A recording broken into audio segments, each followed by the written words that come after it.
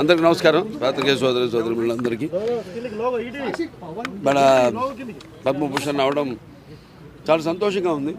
ఇంకా చేసే నేనేమైతే కిషన్ రెడ్డి గారు చెప్పినట్టు ఏదైతే నేను చేస్తున్నానో సినిమాల ద్వారా వినోదం కానీ లేకపోతే మంచి సందేశాత్మక చిత్రాలు, అలాగే ఒక క్యాన్సర్ హాస్పిటల్ చైర్మన్గా అయితేనేమి గత 15 సంవత్సరాలకి ఈ సంవత్సరంతో 15 సంవత్సరాలు పూర్తవుతుంది మార్చి నెలలో.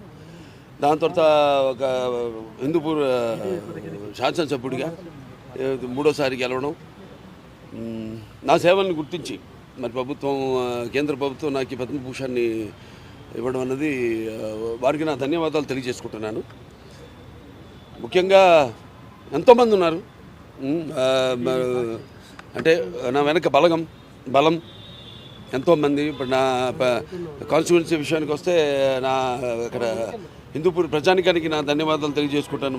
అలాగే పుణ్య దంపతులు ఎన్టీ రామారావు గారు బసవరామ తారకం బిడ్డగా వాళ్ళ కడుపున జన్మించినందుకు ఆయన ప్రతిరూపాన్ని నాలో చూసుకునే అవకాశం కలిగించినందుకు మరి దైవాంశ సంభూతుడు, అలాగే విశ్వ నట రూపం ఎలా ఉంటుందో చూపించిన కారణ జన్ముడు, నా కేవలం తండ్రే కాదు నా గురువు దైవం అంతా ఎన్టీ రామారావు గారు.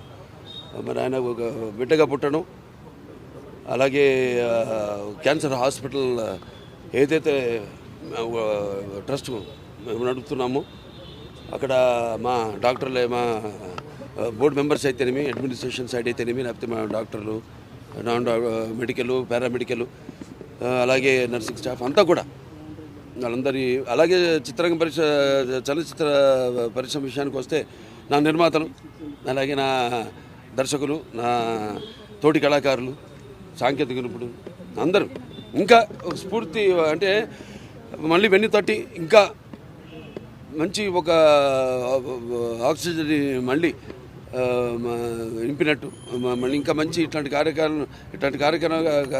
కార్యక్రమాలు కొనసాగించమని ఇంకా బాగా మా స్ఫూర్తినిచ్చి మళ్ళీ నన్ను ఉత్సాహపరిచినట్టుగా నేను భావిస్తూ నా చిన్న విన్నపం, కిషన్ రెడ్డి గారు నాన్నగారికి భారతరత్న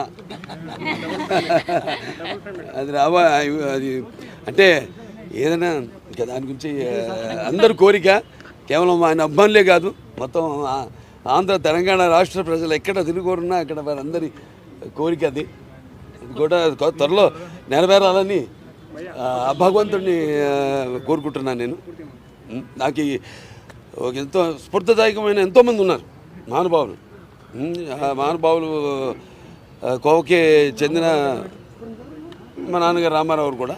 సో వారందరినీ ప్రేరణతో ఇప్పుడు ఇచ్చిన ఈ యొక్క ప్రోత్సాహంతో ఈ యొక్క పద్మభూషణ్ అన్నది బిరుదుగా కంటే కూడా నేను ఒక రెస్పాన్సిబిలిటీ, బాధ్యత ఇంకా చేస్తున్నాం, ఎటువంటి నిస్వార్థంగా ఏమీ ఆశించకుండా. కానీ దానికి ప్రతిఫలంగా ఇచ్చినందుకు నా అభిమానులు అయితేనేమి ఎవరైనా నా నుంచి ఏమి ఆశించరు. వాళ్ళు నేను చేసే పనులే వాళ్ళు ఆశించేది. దానికి ఇది వెన్ను తట్టి ఇంకా ఇటువంటి మంచి పనులు, ఇంకా ఈ చేస్తున్న పనులు కొనసాగించమని, ఇంకా వేరే మంచి పనులు కూడా చేయడానికి ఎంతో ప్రోత్సాహదాయకంగా అని నేను తెలియజేసుకుంటూ కృతజ్ఞతలు.